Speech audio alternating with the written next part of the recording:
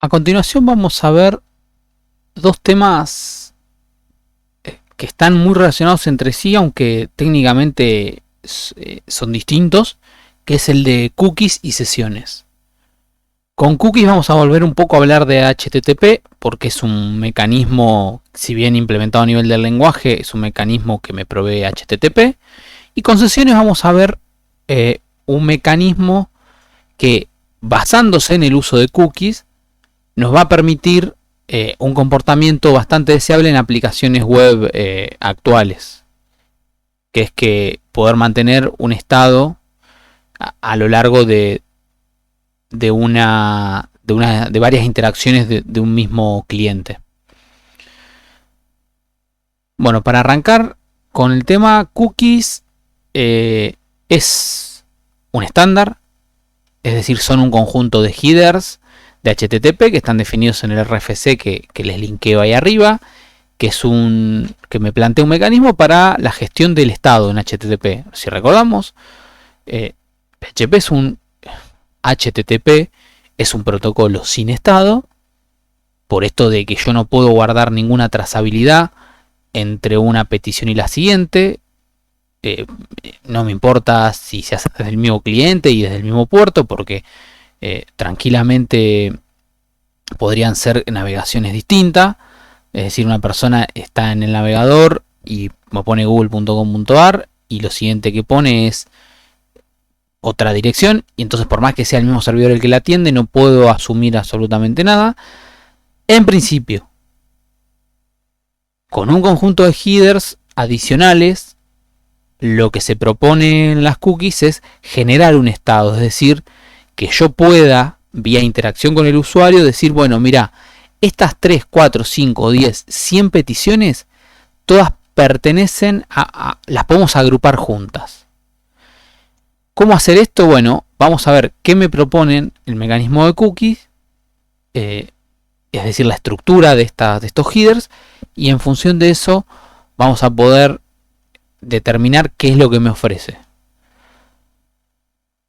Yo hago un get a un sitio, en este caso a barra cookies PHP, en el protocolo HTTP 1.1, y yo lo que obtengo es una respuesta entre un conjunto de headers me va a venir uno particular, que va a ser set cookie, es decir, va a ser una orden desde el servidor al cliente, y que va a tener, esa cookie va a tener dos cosas: un nombre y un valor.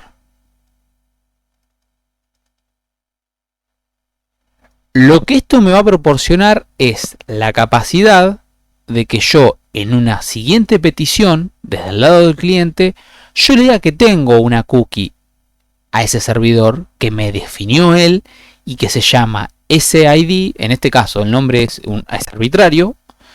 SID se llama y que tiene este valor.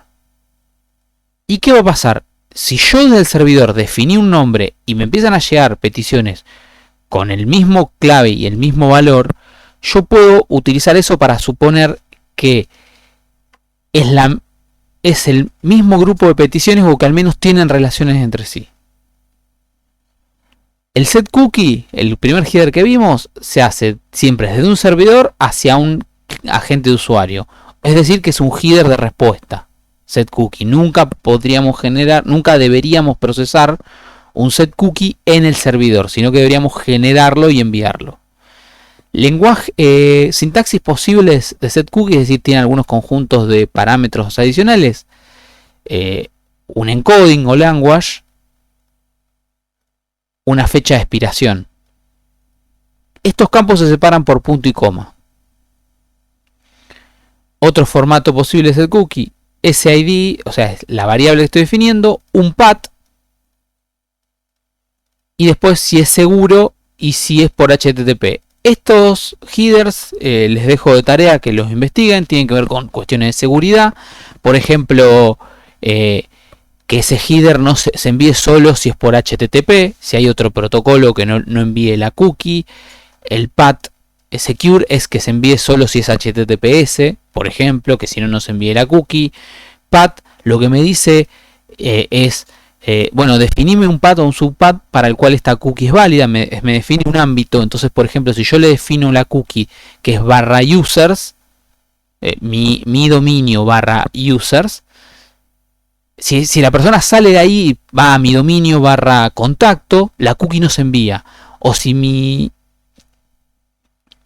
el usuario va a barra user barra algo, ahí sí se envía. Es decir, puedo definir para qué subpath de mi aplicación esa cookie tiene validez. De esta manera, por ejemplo, yo podría generar cookies diferentes que vayan y vengan de forma diferente según distintos sitios, según distintos paths de mi mismo sitio, jugando con el path. Todos los campos que se separan por punto y coma, no sé si son todos, son la mayoría que se van a encontrar interactuando en internet. Si abren ahora vamos a ver cómo se mira una cookie, pero si revisan las cookies que tienen ustedes, van a tener un expire, que es un tiempo en el que es una fecha en la que tiene que expirar la cookie, es decir, que se borre del cliente. Un maxage, que a diferencia de expire es una fecha concreta en la que se tiene que eliminar.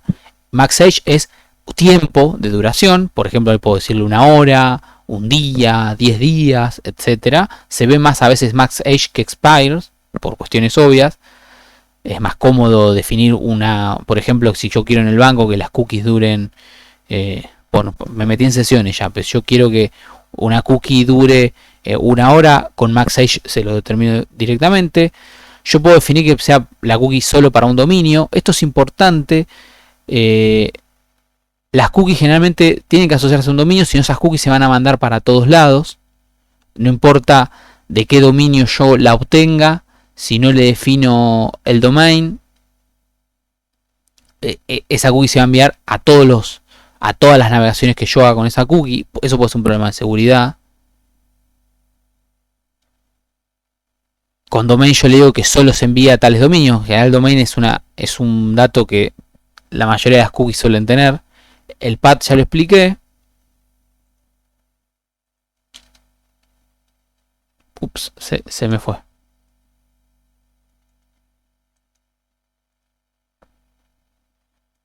Y bueno, Security HTTP Only ya lo habíamos charlado. ¿Dónde las veo las cookies? Por ejemplo, en el navegador Firefox tengo una parte de storage donde tengo un montón de cosas, entre ellas una dedicada expresamente a las cookies. Si miramos, vamos a tener el nombre, que es la clave con la que el sitio me nombró la cookie, en este caso le puso test cookie. Y tengo todos estos valores que habíamos hablado. Domain, path, expira, última vez accedida, etc. O sea, última vez usada. Y después tengo acá el valor. Si selecciono alguno, del lado derecho puedo verlo de forma mucho más cómoda incluso. Arriba puedo ver el valor. En este caso yo había hecho un scriptcito que mandaba valor como valor de la cookie y el nombre era test cookie. Esto habitualmente lo que suele suceder en muchos casos es que es un string que no tiene un significado legible, sino que es un string que va a procesar el servidor de forma automatizada. En general no se usa la cookie para almacenar cosas, sino que se usa a los fines de intercambiar un valor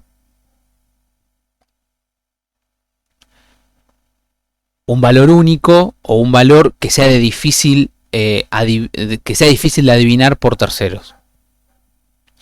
En la parte de red puedo ver las cookies y acá la puedo ver de una forma más HTTP si quieren, seleccionando la petición en concreto, y en la parte de headers venir al filtro y poner cookie y puedo ver el response headers, es decir, tal como fue definida por el cliente, por el servidor, y en la petición cómo viajó.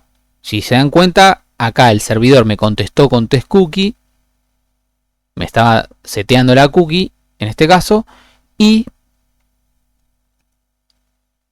yo le respondo en cada petición a partir de ahí con el valor que él me mandó en primer lugar.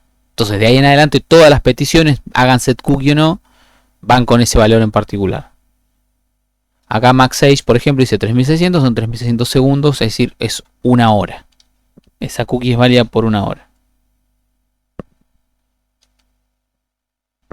Yendo a la parte de código, porque como ya dijimos, estas cookies se generan del lado del servidor, y en realidad no el servidor como ente mágico, sino nosotros desde el código. Tenemos una función en PHP, pero como es en PHP en cualquier lenguaje, para generar este header de forma ordenada. La función básica es setCookie, donde vamos a tener un value, un key y un value, digo. El primer parámetro es la clave, el segundo parámetro es el valor, no hay limitaciones, y a partir de ahí empiezan todos los atributos del header que habíamos visto. Por ejemplo, el tercero es el max age, el cuarto es el path, el quinto es el domain, etc. Así están todos ahí contenidos en esta función. Lo otro que puedo hacer, que está piola, es un array de cookies.